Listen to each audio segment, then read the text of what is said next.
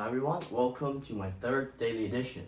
In this daily edition, I'll be talking about two new metrics and how the cash flow is used in the subscription-based pricing. Now, this is a direct correlation to the main work, since in the main work this week, I've currently expanded the main work a little bit because I don't really have any ideas for the DE2, and I think that expanding the main work further and making it more detailed would be a suitable replacement for the DE2. So continuing, that's where I found the idea for this DE3. Now, there are three things that I want to talk about in this DE3. Firstly is the general idea of the cash flow in the subscription-based pricing. Next are the strategies in the subscription-based pricing. And lastly are the two new metrics. Now, let's start with the general flow. There are two main things that I want to talk about mainly. Firstly is that there is a set payment in subscription-based pricing, which means that in turn, revenue is extremely predictable and we can expect a constant cash flow monthly, weekly, or at each set payment.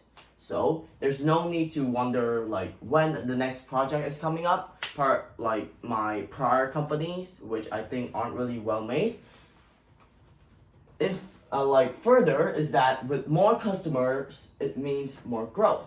However, this means that the more people or more customers that quit our services, the more money and revenue that we will lose.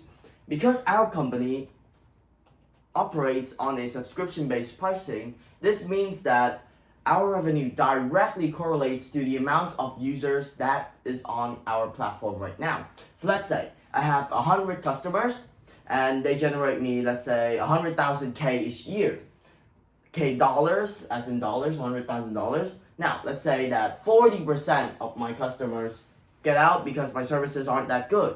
Now, if we're using subscription-based payment, we only get one last payment before they get out because they already paid us once and they're not gonna continue with the whole period and pay us in the next period. So they're just gonna get out midway, and we only get like, let's say, year one, and in year one they quit and their next payment is supposed to be paid at year two. Now, year one, we still have 100% of cash flow. However, year two, we only have 60% because 40% already quit in year one. And that's really bad for us because it decreases our percent of cash flow by a lot. And this is one of the flaws that I found in subscription-based pricing, is that our services directly correlate to the people that are subscribing.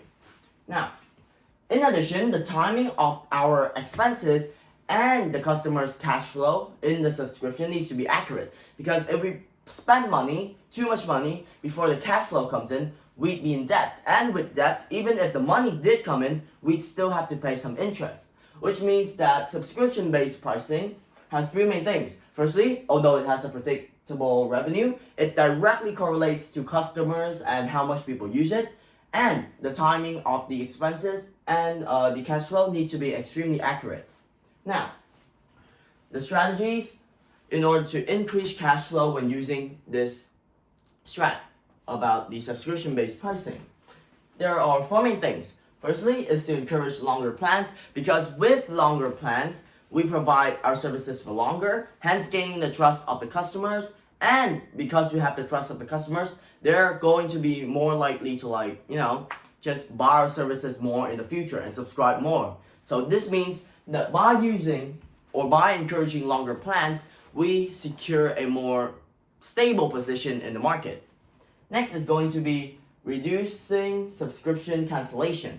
Now, there are a lot of strategies to get people to not unsubscribe, so we need to appeal to them as a brand, as an identity, and most importantly, our products need to be at the highest quality in order for them to approve of our subscriptions and they don't cancel.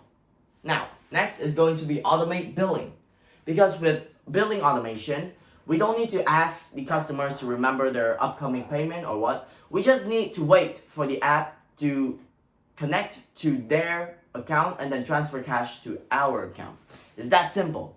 And lastly is using the metrics. Now, for the last part of my DE3, the presentation of the metrics included in this video.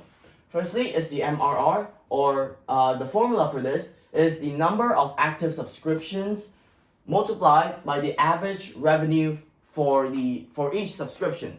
So basically, we take the number of current subscribers we have multiplied by the number of revenue, the average number of revenue that each person gives us. Now, for the ARR, it's basically MRR but for a year, because the MRR is basically the monthly revenue for the customers, and this is annual revenue. So the formula is just MRR, or monthly revenue, multiplied by 12.